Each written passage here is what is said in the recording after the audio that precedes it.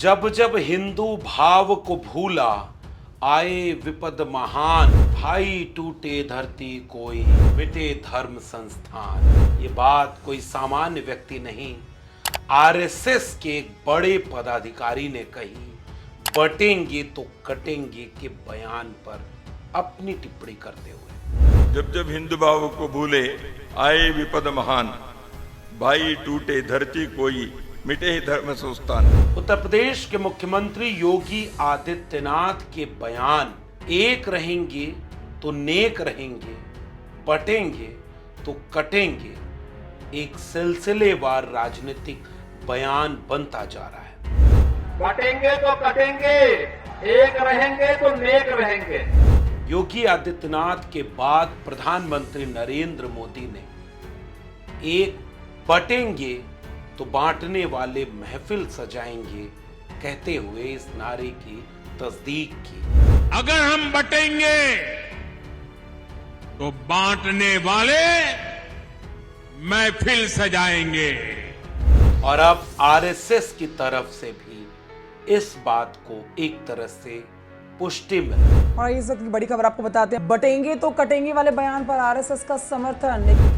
बड़े बड़े TV channel पर कथित पत्रकार इस नारे को अंग्रेजों भारत छोड़ो या करो या मरो या शिक्षित बनो, संगठित रहो, संघर्ष करो, ऐसे तमाम नारों से बड़ा और ऐतिहासिक बनाने पर तुल गए हैं कि देखिए कैसे बटेंगे तो कटेंगे का नारा भारतीय जनता पार्टी के लिए चुनाव में कामयाबी दिलाने का एक नारा बन गया है। और आज की सबसे बड़ी खबर, बटेंगे तो कटेंगे का नारा यूपी से निकलकर हरियाणा में कमाल कर चुका है। अब महायुति महाराष्ट्र में भी इसी नारे को भुनाने की तैयारी में है। पोस्टर लगने लगे योगी आदित्यनाथ की तस्वीर के साथ कि बटेंगे तो कटेंगे। लेकिन अब इस समाज को एक बार ठहर कर इस नारे पर विचार करना होगा।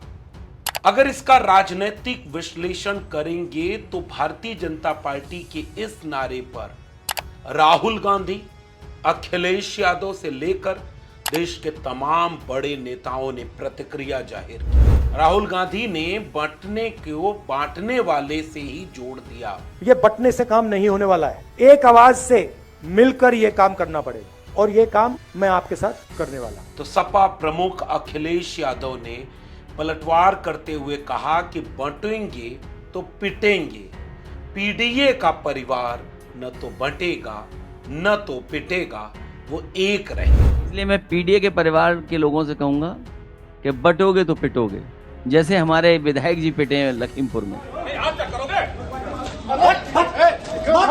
तो वो तो नारा आपके लिए लगा रहे हैं कि पीडीए परिवार के लोग बटना मत। मगर सवाल अब उसके आगे का है, कुछ बुनियादी बात करने का है। इस देश में उत्तेजना फैलाकर, धर्म की राजनीति को केंद्र में लाकर, मुसलमानों के खिलाफ एक समुदाय को भड़काकर उसे हिंदू पहचान के नाम पर गोलबंद करना भारतीय जनता पार्टी की 30 साल की राजनीति है।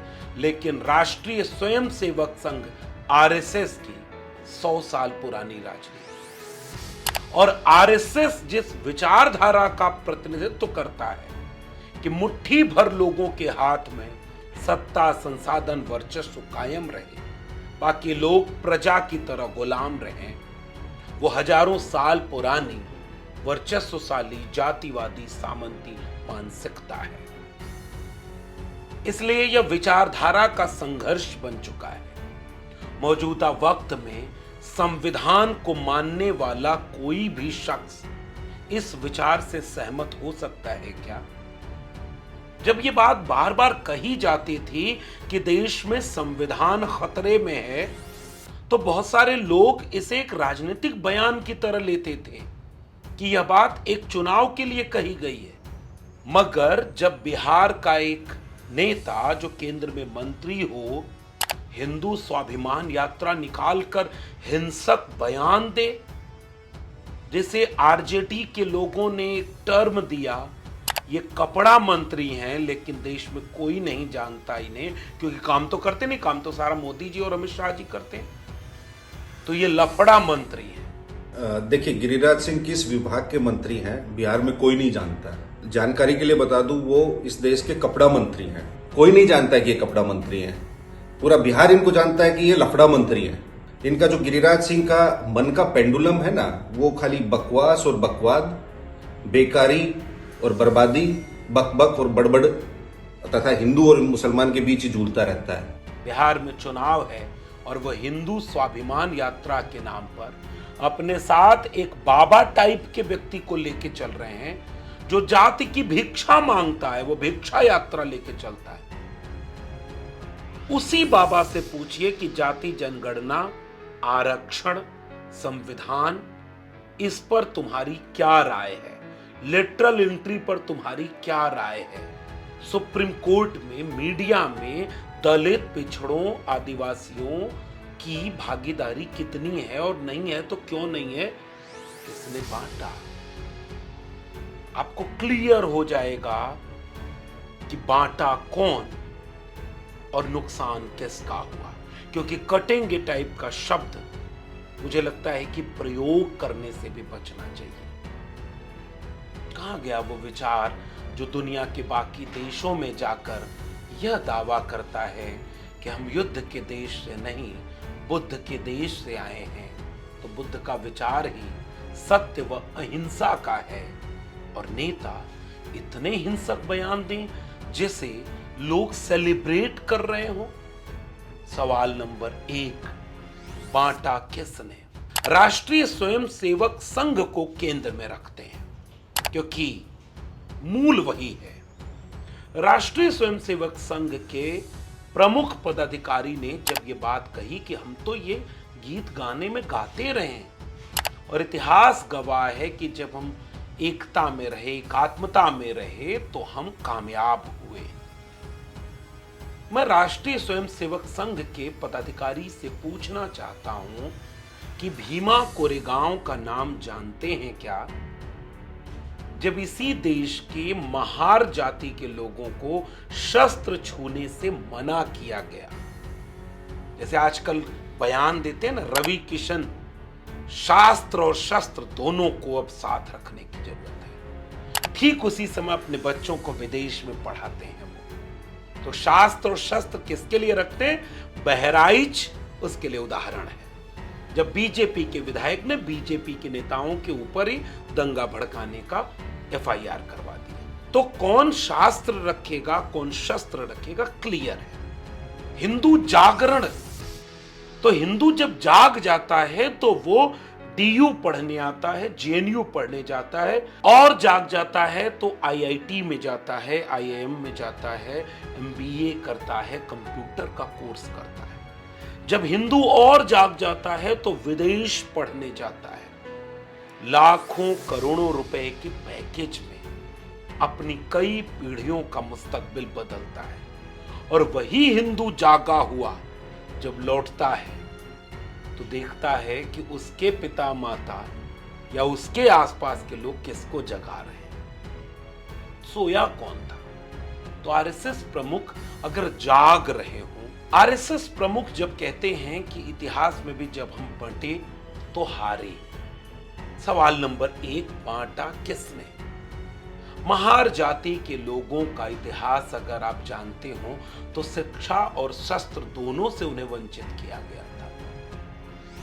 हथियार छू नहीं सकते। भीमा कोरेगांव नामक एक जगह इतिहास में दर्ज हुई, जब 500 महारों के हाथ में शस्त्र आया तो पेशवाओं की सेना के छक्के छुड़ा दिए। बांटा किसने? शिवाजी को राज्याभिषेक कराने से रोका गया, बांटा किसने? शिवाजी का 2 बार राज्याभिषेक हुआ, बांटा किसने? मनुस्मृति में साफ लिखा हुआ है कि ब्राह्मण क्या करेगा, शूद्र क्या करेगा, बांटा किसने? ऋग्वेद के पुरुषोक्त की वो ऋचा किसने लिखी कि विराट पुरुष के मुख से कौन पैदा हुआ और पैरों से कौन। फिर मैं पूछूंगा कि बांटा किसने, वर्ण व्यवस्था किसने बनाई और वर्ण व्यवस्था के मुताबिक समाज को संचालित करने के लिए स्मृति ग्रंथों को किसने लिखा। बाबा साहब डॉक्टर अंबेडकर की एक पुस्तक भारत में जातियां और एनिहिलेशन ऑफ कास्ट यानी जाति का विनाश विस्तार में ये सारी कहानी कह चुकी है कि बांटा किसने। महात्मा ज्योतिबा फूले इस देश को बता गए गुलामगिरी के जरिए, किसान का कोड़ा और तृतीयरथ नाटक के जरिए कि बांटा किसने। संत कबीर, संत रैदास, पलटू दादू, भीखा बुल्ले शाह, गुरु नानक, चोखा मेला, नारायण गुरु, बसवन्ना, यंकाली, गुरु घासीदास, संत घाटगे, संत शाहू जी महाराज, इन सब ने बताया कि बांटा किसने। बाबा साहब डॉक्टर भीमराव अंबेडकर के संविधान बनने के पहले तक इस देश के संघर्ष के इतिहास ने बताया कि बांटा किसने। संविधान बना तो एक वादा हुआ कि सबको सबके हिस्से का हक और अधिकार मिलेगा। संविधान का भी अमृतकाल आ रहा है।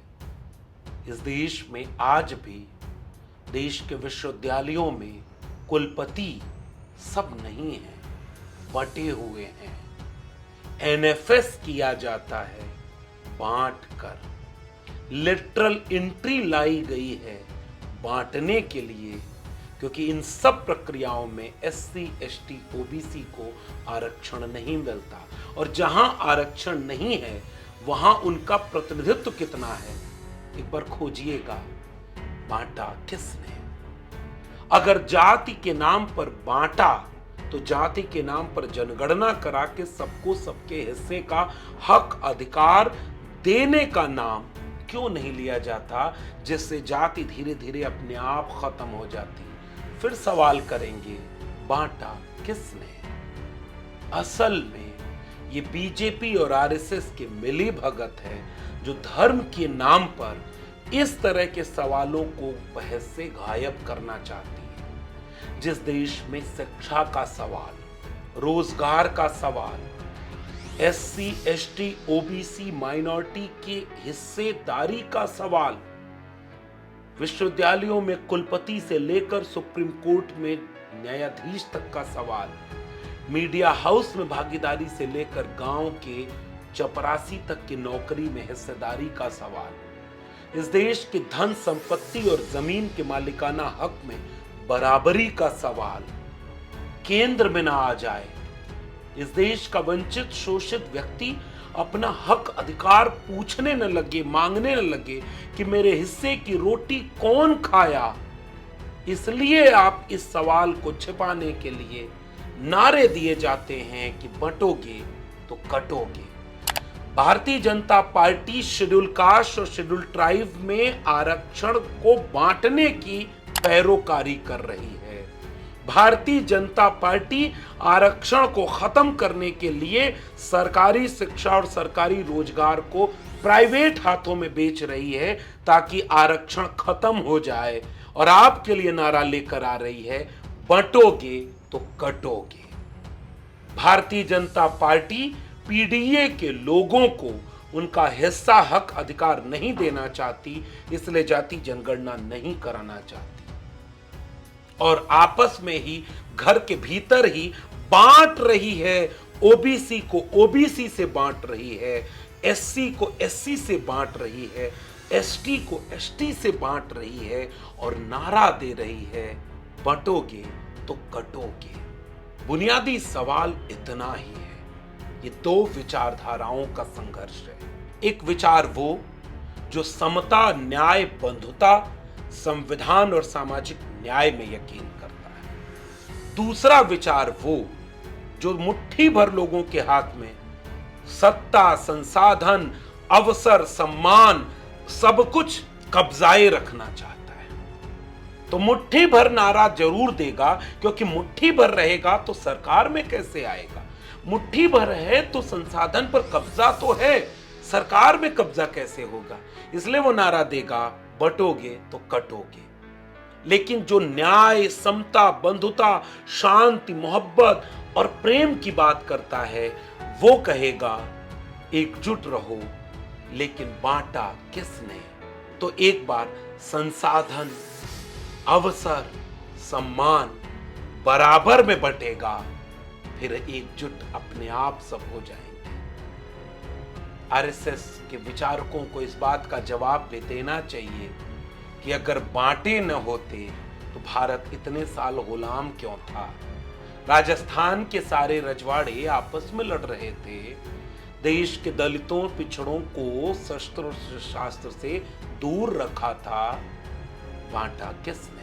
एक बार ठहर कर विचार करिएगा। ऐसे नारे देश के बुनियाद के लिए खतरनाक होते हैं। शुक्रिया।